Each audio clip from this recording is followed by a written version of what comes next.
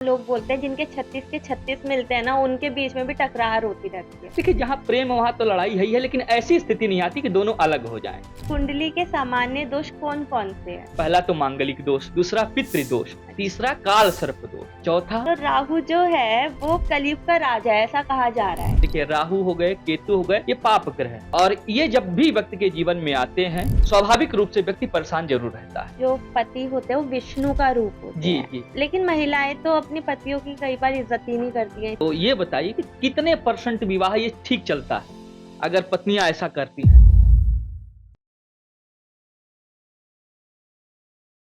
Hello and welcome to KZ talks. मैं यामिनी और एक बार फिर से आपका स्वागत करती हूँ कमाल जिंदगी में।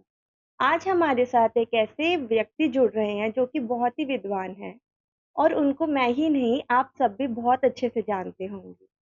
तो स्वागत करती हूँ आचार्य नीरज तिवारी जी का। राधे राधे। राधे राधे तिवारी जी। तो मैं सबसे पहले जानना चाहूंगी कि आप किन किन विद्याओं को जानते हैं? देखिए, मैं तो एक पुरोहित हूँ।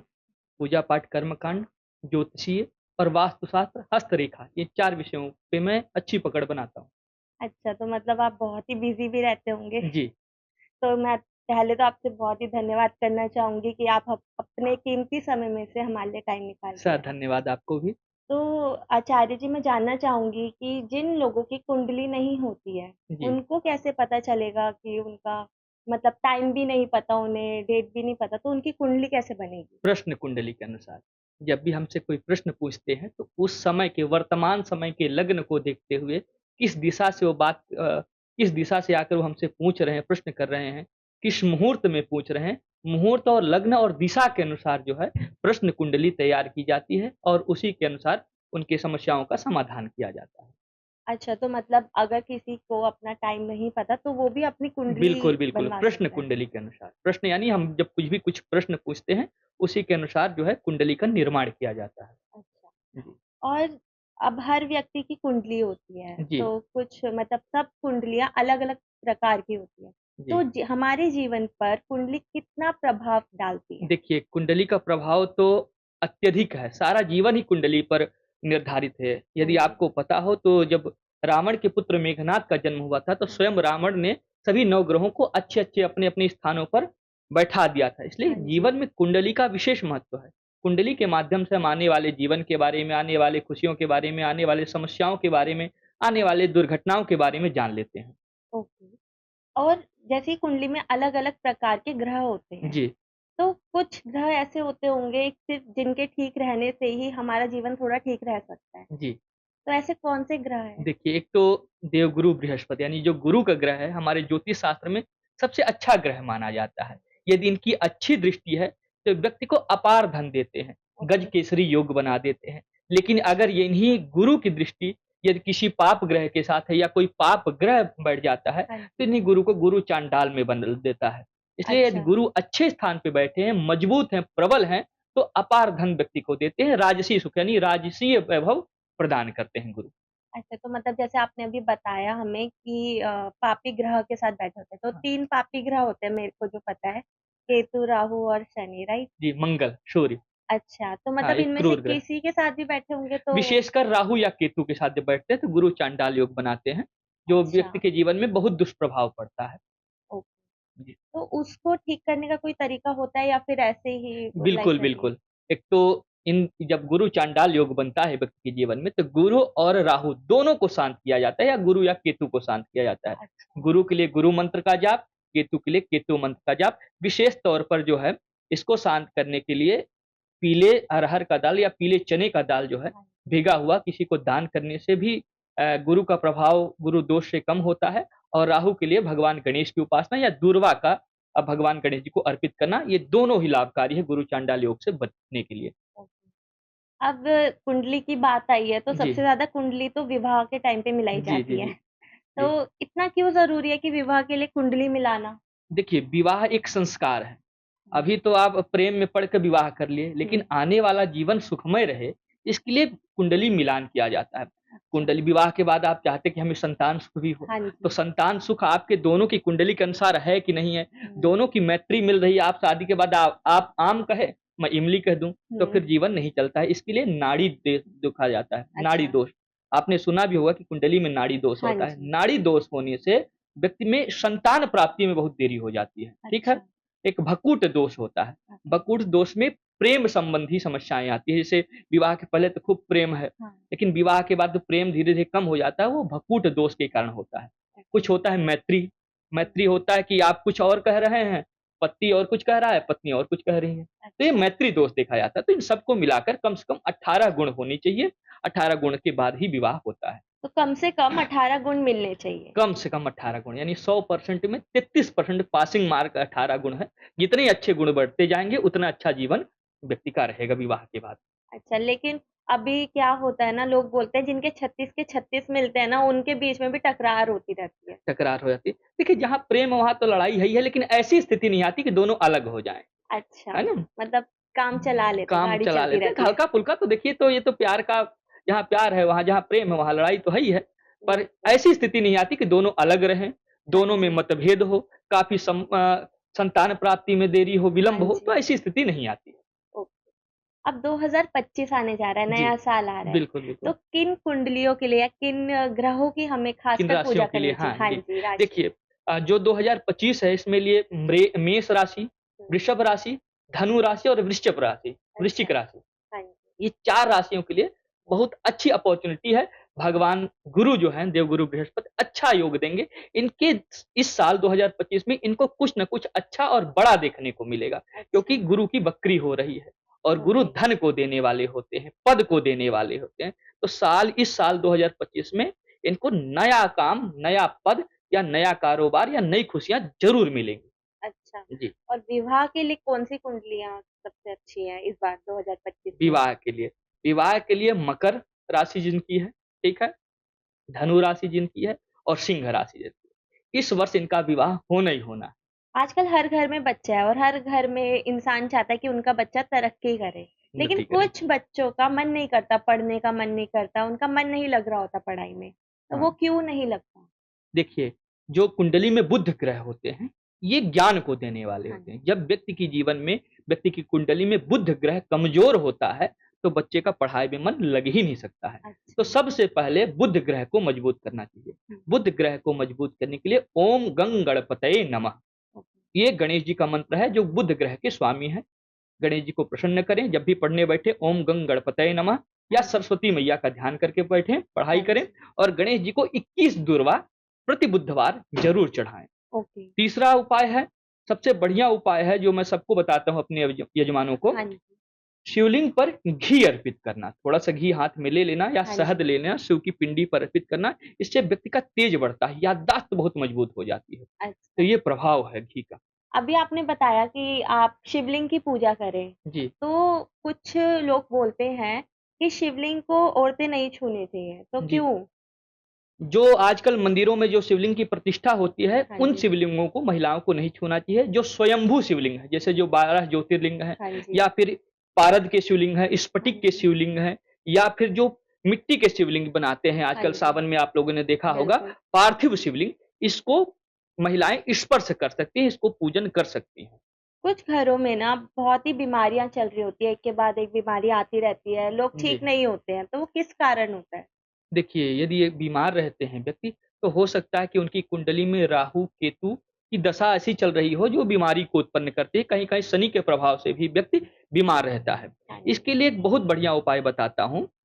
गाय का कच्चा दूध लेना है, हाँ जी। उसमें थोड़ा-सा दूर्वा लेनी है, 4-5 पीस काजू के लेने हैं हाँ और जी। इसको मिला लेना है बढ़िया से और छान के शिवलिंग पर प्रत्येक बुधवार, सोमवार और शनिवार चढ़ाना है। ओम भ्राम ब्रीम भ्रौम सः राहवे नमः इस मंत्र का जाप करते हुए चढ़ाना है। अत्यधिक बड़ी से बड़ी बीमारी भी जो है 3 महीने के प्रभाव से चढ़ाने से उसका बीमारी का प्रभाव कम हो जाएगा। जैसे अभी हमने कुंडली में बहुत ज़्यादा बात करी, तो जी। कुंडली के सामान्य दोष कौन-कौन से हैं? देखिए 3-4 दोष हैं, वैसे तो कुंडलियों में बहुत सारे दोष होते हैं, हाँ लेकिन जी। 3-4 दोष प्रधान हैं। ज़्यादातर आजकल हम जब कुंडलियाँ हाँ देखते हैं तो जी। उनमें देखने को मिलती है। पहला तो मांगलिक दोष, आपने सुना भी हाँ होगा। जी। दूसरा पितृदोष, अच्छा। तीसरा काल सर्प दोष, ओके। चौथा विष दोष और ओके। 5वां गुरु चांडाल दोष। ये पाँचों दोष बहुत दुष्प्रभावकारी हैं। अच्छा। जी। मतलब अगर ये किसी की कुंडली में है तो उनको पूजा करानी चाहिए, अपने ग्रहों को शांत करना बिल्कुल, चाहिए। करानी ही करानी चाहिए, पूरे जीवन को इफ़ेक्ट देते हैं, पूरे ओके। जीवन भर दुष्परिणाम देते हैं। किसी भी पर्सन को अगर धन की प्राप्ति नहीं हो रही है, वो बहुत मेहनत भी कर रहा है, पर फिर भी उसे वो फल नहीं मिल रहा है, तो उसके पीछे क्या कारण हो सकता है? और उसके पीछे व्यक्ति का कुछ कर्म भी है, कुछ ग्रहों का भी प्रभाव है। हो सकता है कोई ऐसे ग्रह हैं जो उसको उन्नति नहीं दे रहे हों। हाँ जी। कुछ उनके स्वभाव का भी फ़र्क पड़ता है व्यक्ति का। इसके लिए व्यक्ति को एक तो धन की अधिष्ठात्री देवी माता लक्ष्मी है और कुबेर देवता है। हाँ तो जी। लक्ष्मी और कुबेर जी को प्रसन्न करने के लिए सदैव जो है व्यक्ति को तत्पर रहना चाहिए और दूसरा अपने कर्म को करना चाहिए। लक्ष्मी प्राप्ति के लिए सबसे अच्छा उपाय बताता हूँ, घी का दीपक। देखिए, घी से सदैव माता लक्ष्मी प्रसन्न होती हैं। घी का दीपक जलाकर श्री सूक्त का पाठ करे व्यक्ति, प्रतिदिन 3 महीने तक लगातार पाठ करे, फिर देखिए कि धन की कमी व्यक्ति के जीवन में कभी नहीं होगी। ये स्वयं मैं करता हूँ। ओके। अब बहुत ही इम्पोर्टेंट क्वेश्चन है मेरा जी, कि अच्छाई है तो बुराई भी है। बिल्कुल, बिल्कुल, तो लोग अच्छे हैं तो बुरे भी है ही। बिल्कुल, तो जैसे कुछ लोग लोगों का भला करना चाहते हैं, तो कुछ लोग जादू टोना, तंत्र मंत्र इस पर विश्वास करते बिल्कुल, हैं। बिल्कुल। तो ये कितना सही है? देखिए, अगर मेरी अपनी पर्सनल राय लीजिए तो हैं तो दोनों ही। लेकिन जो भगवान का स्मरण करता है उनको ये छू नहीं सकते हैं क्योंकि सदैव जो है ये जो जितनी भी दूषित शक्तियाँ हैं भगवान से नीचे ही रहेंगी। यदि अच्छा। फिर भी व्यक्ति को लगता है, यदि कोई ब्राह्मण है तो गायत्री मंत्र का जाप करे, हाँ पाठ करे। जी। यदि ब्राह्मण नहीं है तो विष्णु सहस्त्र नाम का पाठ करे। पाठ करते ही व्यक्ति के आस-पास ऐसी पॉजिटिव ऑरा आ जाएगी, ऐसा जो है बंधन बन जाएगा कि कोई भी दूषित शक्तियाँ छू नहीं सकती। आजकल लोग ये सब करते नहीं, अगर हाँ करके जी। देखें तो इनमें बहुत शक्तियाँ हैं। विष्णु सहस्त्र नाम में बहुत शक्ति है। अच्छा। जी, अच्छा, अभी हमारा एक पहले क्वेश्चन था कि नाड़ी मिलनी चाहिए। जी। तो नाड़ी मिलनी चाहिए या नहीं मिलनी चाहिए? देखिए, कहा गया है कि विप्राणाम नाड़ी दोषस्य यानी हाँ जी। ब्राह्मणों में नाड़ी दोष देखा जाता है। हाँ जी। लेकिन चूँकि नाड़ी दोष संतान से संबंधित है, तो आजकल सभी के कुंडलियों में नाड़ी दोष ना मिले। यानी जो आपकी नाड़ी है, जो लड़का की नाड़ी है, वही लड़के की नाड़ी नहीं होनी चाहिए, यानी विपरीत नाड़ी होनी चाहिए। अच्छा, मतलब हाँ। अंक उसमें कम हाँ, होने दोनों की चाहिए। नाड़ियाँ जो है सेम नहीं होनी चाहिए, दोनों की नाड़ियाँ अलग-अलग होनी चाहिए। इसी को बोलते हैं कि नाड़ी दोष। आचार्य जी, मैंने बहुत सारी रील्स भी देखी है, सोशल मीडिया पे भी देखा है, जी। क्योंकि चल सोशल मीडिया का ही ज़माना है जी, आजकल। जी, जी। तो राहु जो है, वो कलयुग का राजा है, ऐसा कहा जा रहा है। जी। और मतलब जिस भी पंडित के पास जाओ, कोई परेशानी चल रही है, तो पंडित जी कह देते हैं कि राहु का समय चल रहा है, इसलिए ऐसा हो रहा है, इसलिए मन ऐसा हो रहा है। तो ऐसा क्यों है और कितना सही है ये? देखिए, बिल्कुल आपने जो कहा इसमें सच्चाई तो है। देखिए, राहु हो गए, केतु हो गए, ये पाप ग्रह हैं, हाँ जी। ठीक है? ये राक्षस है, स्वभाव से ही ये राक्षस हैं। हाँ जी। भगवान विष्णु ने सुदर्शन चक्र से जब गर्दन काटा था, तो राहु और केतु 2 भागों में विभक्त हो गए थे। हुँ। और ये जब भी व्यक्ति के जीवन में आते हैं या इनकी महादशाएँ या अंतर्दशाएँ होती हैं, तो स्वाभाविक रूप से व्यक्ति परेशान ज़रूर रहता है। विशेष तौर पर जब इनका प्रभाव आता है, तो व्यक्ति पेट संबंधी समस्या से जूझता है। और अच्छा। इनको इनसे बचने के लिए यदि आप घरेलू उपाय देखें, तो अपने घर में भगवान श्री कृष्ण की एक तस्वीर रखनी चाहिए। वो ऐसी तस्वीर होनी चाहिए जिसमें कालिया नाग जो था आपने देखा होगा हाँ यमुना तट जी। पे, इस पे भगवान खड़े होकर नृत्य करते हों। इस प्रकार की तस्वीर यानी भगवान श्री कृष्ण की ऐसी तस्वीर जिसमें कालिया नाग पर खड़े होकर भगवान श्री कृष्ण नृत्य कर रहे हों, डांस कर रहे हों, नाच रहे हों। ऐसी तस्वीर रखने से राहु और केतु साथ में शनि तीनों का प्रभाव कम होता है। एक उपाय और है, व्यक्ति को महामृत्युंजय का जाप, ये राहु अच्छा। केतु शनि ही नहीं अपितु जितने भी सभी ग्रह हैं, हाँ जी। सबको शांत करने के लिए महामृत्युंजय जाप सबसे लाभकारी। ओके। तीसरा उपाय बताता हूँ, कोई भी ग्रह आपका खराब हो, कुंडली में किसी भी भाव में क्यों ना बैठा हो, उसके लिए सबसे बढ़िया उपाय है, आप दही लीजिए हाँ जी। और शिवलिंग पर दही अर्पित कीजिए इसे, ठीक अच्छा। है? 3 महीने तक लगातार आप दही अर्पित करें। आपने सुना होगा कि शंकर जी को पंचामृत से स्नान होता है। हाँ जी। तो दूध, दही, घी, मधु, शक्कर सभी चीज़ों का अपना-अपना अलग महत्व है। तो अच्छा। दही का विशेष महत्व यही है कि कोई भी ग्रह यदि हमारा खराब है, तो हम दही से अभिषेक करते हैं शिवलिंग पर, तो इससे हमारे सभी ग्रह मजबूत हो जाते हैं, चाहे वह राहु हो, केतु हो, शनि हो, मंगल हो, बुध हो, कोई भी ग्रह क्यों ना हो। तो ये अच्छा। सबसे बढ़िया और सात्विक और वैदिक उपाय है। बहुत ही अच्छा उपाय बताया जी, अभी आपने। मेरा प्रश्न ये है जी, कि लोगों को बहुत ज़्यादा गुस्सा आता है। अब उसके लिए लोगों ने रत्न भी बता रखे हैं, जैसे कि सफ़ेद मोती पहनना, कि जी, गुस्सा शांत हो जाएगा। जी। तो क्या ये सही है? देखिए, सफ़ेद मोती चंद्रमा को रिप्रेज़ेंट करते हैं, हाँ ठीक है? जी। चंद्रमा मन के कारक हाँ होते हैं। जी। तो मन से संबंधित चांदी मोती ठीक है, हुँ। लेकिन इसके लिए जो अगर कोई मोती धारण नहीं भी करना चाहते हैं, तो उसके लिए 2-3 उपाय हैं, बहुत बढ़िया उपाय हैं। व्यक्ति जब सो के उठे ना, तो सबसे पहले अपना दाहिना पाँव यानी राइट पैर अच्छा। ज़मीन पर रखे और धरती माता से प्रार्थना करें, धरती माता को नमस्कार करें हाँ जी। और अपने जो भी इष्ट देवता हैं उनके कृष्ण भगवान, शंकर जी, महादेव, दुर्गा जी, जो भी इष्ट देवता हैं, उनका 11 बार नाम स्मरण करें, ठीक अच्छा। है? और प्रतिदिन सूर्य भगवान को तांबे के लोटे में लाल रोली और गुड़ डाल के जल दें, गुस्सा बिल्कुल शांत हो जाएगा। हो सके तो माथे में यदि संभव रहे तो पीला टीका लगाएँ, उसका मन भी एकदम शांत रहेगा। अच्छा। आचार्य जी, बहुत से घरों में, ऑफ़िसेज़ में नेगेटिविटी होती है, जी, जिसकी वज़ह से लोग परेशान होते हैं। तो जी। उसके लिए क्या उपाय है कि लोग अपने घर को शुद्ध कर सकें? सबसे बढ़िया उपाय है गाय का कच्चा दूध लेना है हाँ शाम जी, के समय। हाँ यदि जी। घर में है तो नहा धोकर इसको लें, यदि ऑफिस में है तो हाथ-पाँव धो लें और किसी भी साफ पात्र में यानी बर्तन में गाय का दूध रख लें, हाँ उसमें जी। 2-4 बूँद शहद के डालें अच्छा। और हनुमान चालीसा का पाठ करते हुए या गायत्री मंत्र का जाप करते हुए उस दूध को अपने पूरे ऑफिस में या अपने पूरे घर में जब छिड़क दें हाँ और जी। छिड़कने के बाद पुनः हाथ-पाँव धोकर कुल्ला कर लें। ये क्रम 8 दिन तक करना है, यानी शनिवार या मंगलवार से आरंभ करके शनिवार और मंगलवार को ही खत्म करना है। उनके घर से, उनके ऑफिस से नेगेटिविटी काफ़ी हद तक दूर हो जाएगी।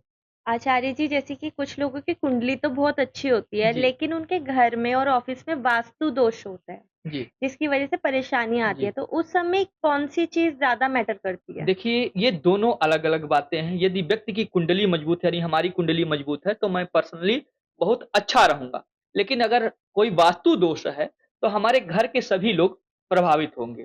तो कुंडली के साथ-साथ वास्तु दोष को भी ठीक करने के लिए 2-4 चीज़ें हैं, जो आजकल सब कोई कर सकते हैं।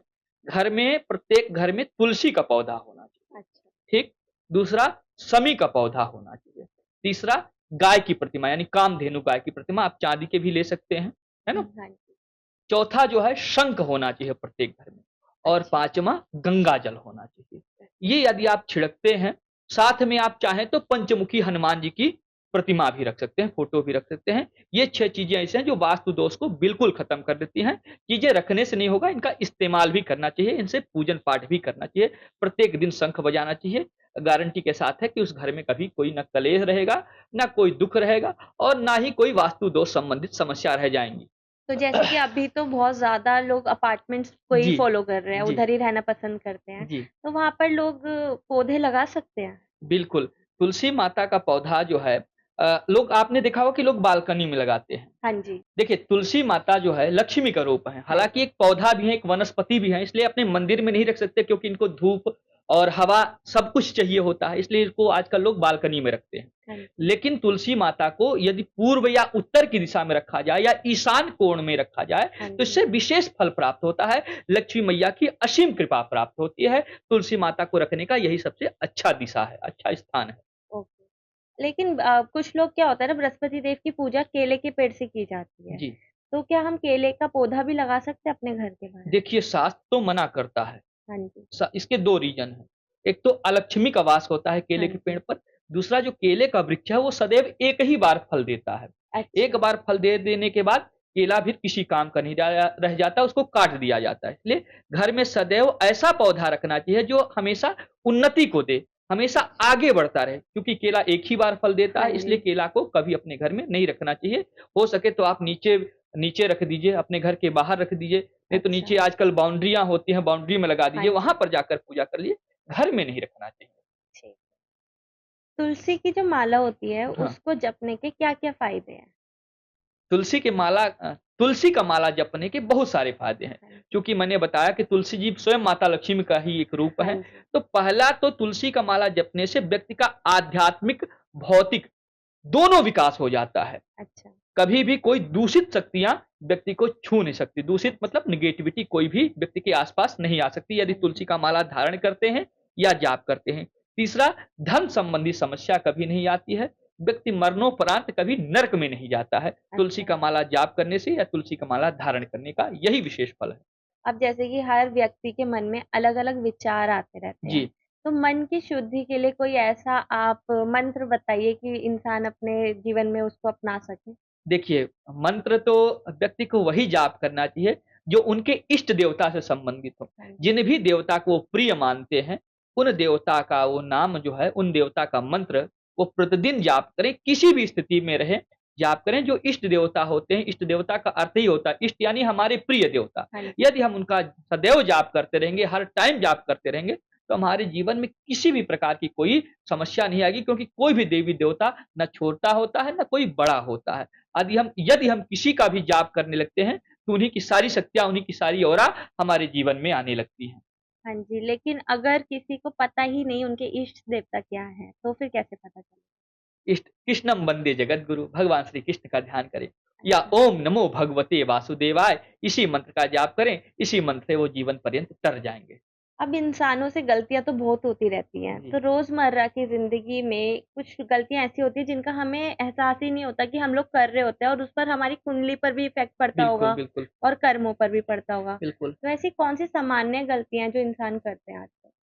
एक तो सबसे पहले जब व्यक्ति सोकर उठे, हाँ तो जी, धरती मैया को प्रणाम करें। हाँ जी, सबसे पहली गलती यही करता है कि हम जिस पर 24 घंटा चलते रहते हैं, उसी को हम आभार व्यक्त नहीं करते हैं, उसी को हम नमस्कार नहीं करते हैं, उसी को हम थैंक यू नहीं बोलते हाँ हैं। तो जी, सबसे पहले धरती मैया को नमस्कार किया जाए, 9 ग्रहों को नमस्कार किया जाए, जिससे हमारे 9 ग्रह बैलेंस में रहेंगे, कंट्रोल में रहेंगे, और जिस भी देवी-देवता को आप मानते हैं, उनका स्मरण करें। नहीं कि यदि आप किसी देवी-देवता का नाम नहीं जानते, तो सीताराम, सीताराम का जाप करके ज़रूर उठें। हुँ, हो सके तो जितना भी हो सके झूठ बोलने से बचें, किसी अच्छा, के प्रति कोई दोष भावना न रखें। आजकल देख रहे हैं कि लोग अपने फ़ायदे के लिए दूसरे को गिराना चाह रहे हैं। हाँ सबसे बड़ी जी, गलती यही है, यदि दूसरे व्यक्ति के लिए यदि हमारे मन में दया भावना आ गई ना, तो और कुछ भी हमको बचने की आवश्यकता नहीं है। आप दया भावना दूसरों के प्रति रखिए, अपने पर्सनल फ़ायदे के लिए कभी किसी का नुकसान न कीजिए। सबसे बड़ी बात यही है, इसी को आपको ध्यान में रखना है। किसी का दिल भी नहीं दुखाना कभी नहीं चाहिए। दुखाना चाहिए। और आजकल तो लोग ऐसे हैं कि फ़ायदा तो ले लेते हैं, लेकिन थैंक यू भी नहीं बोलना पसंद करते, उनको लगता है हम छोटे हो जाएँगे।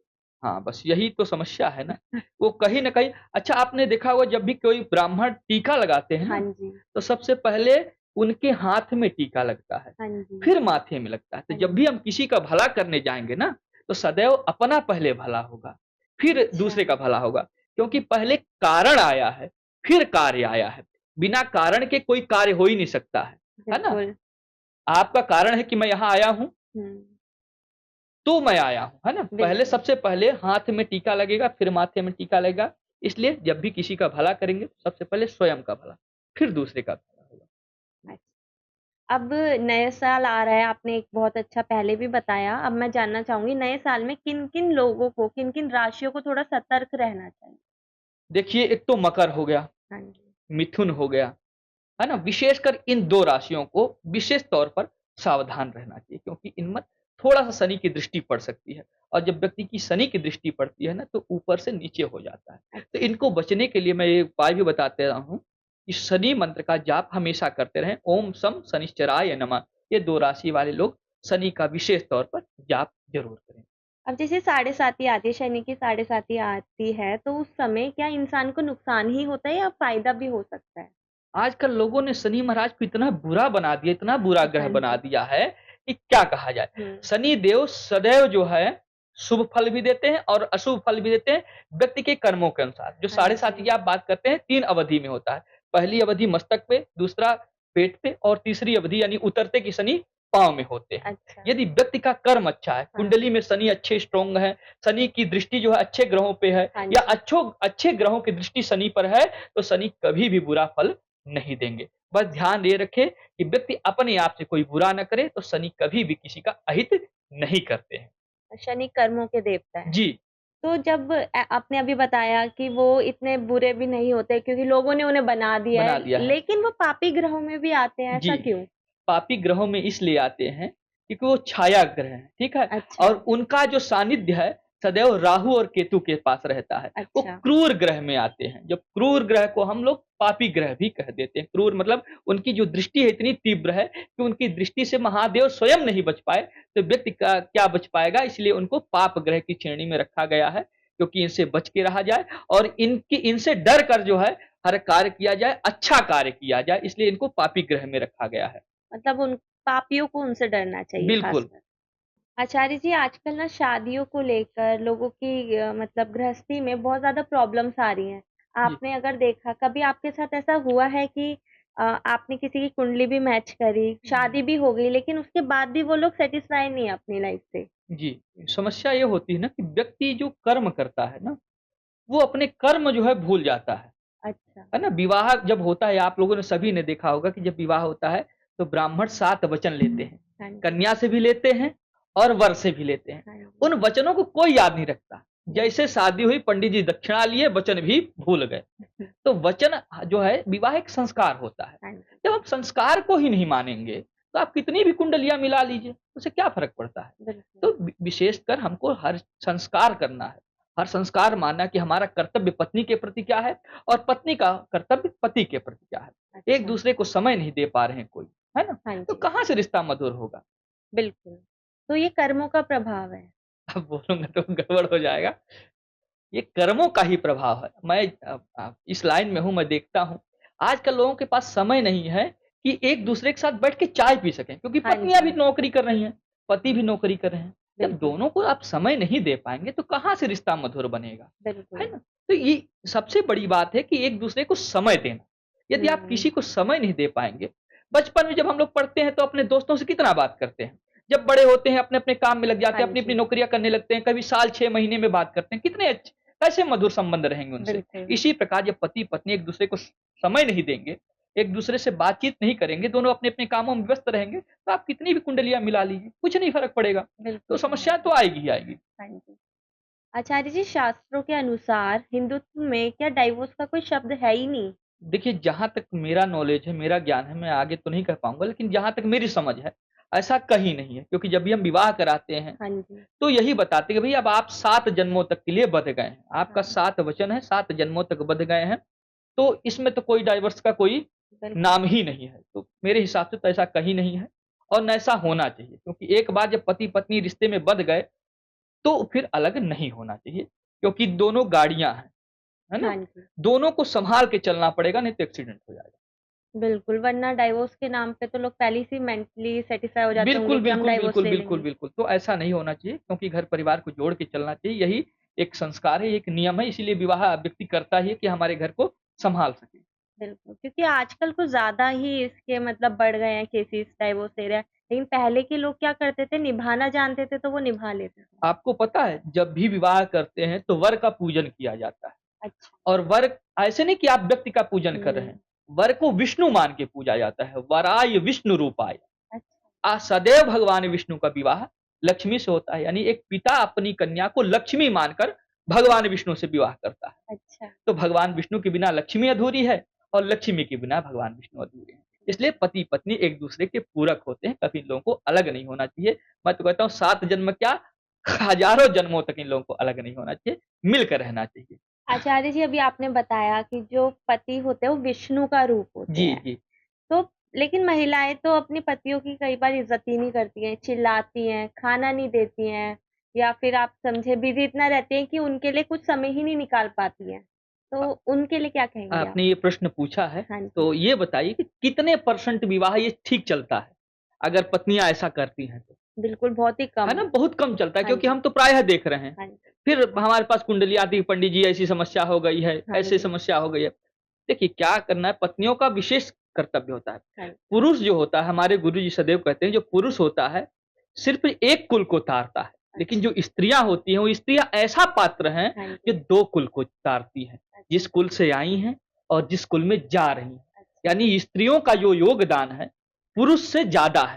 अच्छा, आजकल देखता हूँ कि इतने व्यस्त हो गई हैं पति चाहे पत्नियाँ, कि अपने पति को खाना बना तक नहीं देती हैं। हाँ जी, सब काम वालियाँ आती हैं और वो खाना बनाती हैं। सदैव ये नियम बना लीजिए कि यदि आपको अच्छा परिवार चाहना है, सदैव ध्यान रखिए कि यदि आपको अपना अच्छा पारिवारिक जीवन व्यतीत करना है, तो आप स्वयं से भोजन बनाइए और अपने पति को पवाइए। ठीक है? आप हाँ जी, स्वयं किचन में जाइए, क्योंकि आप घर की गृहिणी हैं, घर की लक्ष्मी हैं और किचन को अन्नपूर्णा कहा गया है। हाँ जी, दूसरा, बिस्तर जब भी आप लगाते हैं, तो किसी दूसरे व्यक्ति से न लगवाएँ। आप स्वयं से बिस्तर लगाएँ, ताकि आपकी पॉज़िटिव ऑरा आपके पति के बीच में रहे। है ना? हाँ जी, तीसरा, आजकल क्या होता है देखिए, 16 श्रृंगारों में सबसे प्रमुख श्रृंगार सिंदूर को माना जाता है, बिल्कुल। लेकिन आजकल महिलाएँ उसी को छुपा लेती हैं। हुँ। स्वयं माता पार्वती की जयकार बोलती हैं, सीता मैया की जय बोलती हैं, राधा मैया की जय बोलती हैं, लेकिन उनके एक भी गुण नहीं लेती हैं। स्वयं हाँ जी। पार्वती जी को पूरा सिंदूर लगता है, आप कभी कोई पूजा में देखी होंगी तो गौरी मैया को 5 बार सिंदूर चढ़ाया जाता है, अच्छा। लेकिन महिलाएँ अपना सिंदूर छुपा लेती हैं। हाँ तो जी, कहाँ से वैवाहिक जीवन सही से चलेगा? है सही ना? इनमें बात से कोई एक भी लक्षण जो है, वो करती नहीं है। सही बात है है। ना? तो इन सब विशेष बातों का ध्यान रखना चाहिए। आचार्य जी मैंने देखा है कि दिसंबर में ना शादियाँ रुक जाती हैं, उस समय शादियाँ नहीं की जाती, कोई जी, दोष लग जाता है। जी। तो वो कौन-सा दोष होता है? देखिए, आपने पूरा दिसंबर का नाम लिया। एक हाँ तो जी। पूरा दिसंबर भर शादी ऐसा नहीं है कि पूरे दिसंबर हाँ शादियाँ रुक जी। जाती हैं। दिसंबर में पूस का महीना आता है, जिसको पौष बोलते हैं, ठीक है? अच्छा, पूस का महीना आता है, उस पूस के महीने में विवाह नहीं किया जाता है। इस वर्ष पूस का महीना 15 तारीख यानी 15 दिसंबर से लेकर 14 जनवरी 2025 तक रहेगा। इस दौरान विवाह बंद हो जाते हैं। कहते अच्छा, हैं कि पूस का महीने में भगवान ब्रह्मा जी ने जो है विवाह किया था, वो स्वयं अपनी पुत्री से विवाह कर लिया था, अच्छा, पुष्य नक्षत्र में। और पुष्य नक्षत्र के कारण ही पौष महीने को जो है दूषित माना जाता है, इसलिए पौष के महीने में विवाह करना जो है अच्छा नहीं माना जाता। एक्चुअली विवाह क्या, कोई भी मांगलिक कार्य आरंभ नहीं कर सकते, उसको खरमास भी कहा जाता है। अच्छा, तो फिर वो कब शुरू होता है? ये खत्म कब होता है? ये इस वर्ष यानी 2025 में 14 जनवरी को जब मकर संक्रांति आती है, हाँ कुछ लोग जी। खिचड़ी भी बोलते हैं, कुछ हाँ पोंगल भी जी, हाँ बोलते जी। हैं, है ना? तो इसी समय जो है खत्म होता है, ये खरमास खत्म हो जाता है और मांगलिक कार्य पुनः आरंभ होने लगते हैं। इस अच्छा, वर्ष 14 तारीख को लास्ट विवाह का मुहूर्त बन रहा है, 14 अच्छा। दिसंबर को। आचार्य जी शुक्र ग्रह हर महिला के लिए बहुत ज़रूरी है, जी, क्योंकि वेनस है वो हर जी, महिला के लिए शुक्र ग्रह बहुत इम्पोर्टेंट जी। होता है। तो उसके लिए कुछ उपाय बताएँ? देखिए, आप तो शुक्र ही बोल रहे हैं, मैं गुरु के लिए भी बताता हूँ। हाँ जी। देखिए, पुरुषों के लिए गुरु देखा जाता है और महिलाओं यानी लेडीज़ों के लिए शुक्र देखा जाता है। अच्छा। गुरु को मजबूत करने के लिए भगवान श्री विष्णु की पूजा करनी चाहिए, हुँ। चने की दाल का दान देना चाहिए और शुक्र को मजबूत करने के लिए भगवान को इत्र चढ़ाना चाहिए, ठीक है? अच्छा, सफ़ेद रिंग पहननी चाहिए, चाँदी की रिंग पहननी चाहिए अच्छा, और पूर्णिमा के दिन शाम को जब चाँद उग जाए, तो गाय के कच्चे दूध का चंद्रमा को अर्घ देना चाहिए। अच्छा, अर्घ देना स्टार्ट कर दें, शुक्र बहुत मजबूत हो जाएगा। यदि हो सके तो पूर्णिमा के दिन या शुक्रवार के दिन ही गाय के दूध का खीर बनाकर किसी कन्या को खिला दें या किसी ब्राह्मण या किसी गाय को दान दे दें, बहुत अच्छा शुक्र हो जाएगा। अच्छा जो आपने अर्क बताया वो हम शुक्रवार के दिन दे सकते हैं, जी, हम कभी शुक्रवार भी? के दिन भी और पूर्णिमा के दिन भी, दोनों में अच्छा, किसी एक दिन भी दे सकते हैं और दोनों दिन भी दे सकते हैं। ठीक है। जी, तो आचार्य जी से बात करके मुझे बहुत ही अच्छा लगा, बहुत सी ज्ञान की बातें मुझे मिली, जिससे कि लोगों की लाइफ में बहुत बदलाव आ सकते हैं। तो उसके लिए ये पॉडकास्ट पूरा ज़रूर देखें। धन्यवाद जी आचार्य जी, आपका आप भी आए। धन्यवाद, आपने मुझे यहाँ आमंत्रित किया। थैंक यू सो जी। मच।